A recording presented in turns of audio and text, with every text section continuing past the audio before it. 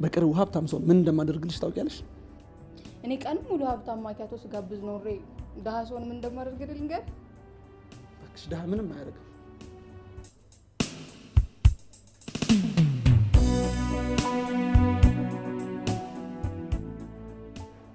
በሰላም ነው? ምን ነው? የጧት እንቅልፍ የምትወደው ሰውዬ በጧት ተነስተ መጣ። ዛሬ አብሬሽ ልውል ነው። እስኪ ሙች በለኝ። ከዛስ? ከዛ አብረሽን ትያለሽ። ከዛ አብረን እንውላለን።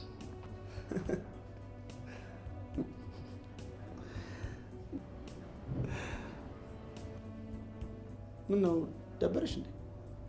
ለምን ደብረኛል? ደስ ይለኛል።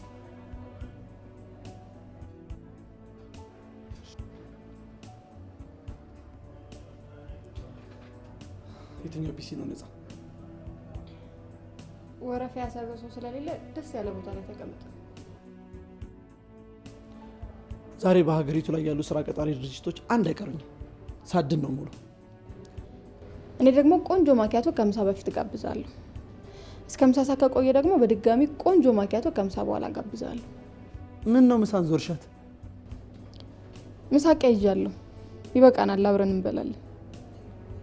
ምሳ ቀይዣለሁ? ይሄ በላስቲክ የተቋጠረ ምግብ?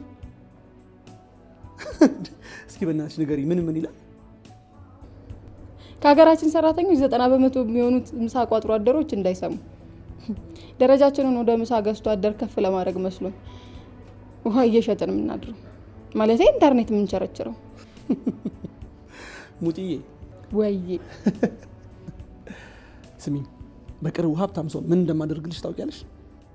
እኔ ቀን ሙሉ ሀብታም ማኪያቶ ስጋብዝ ኖሬ ደሃ ሰውን ምን እንደማደርግልህ ልንገር? እባክሽ ደሃ ምንም አያደርግም።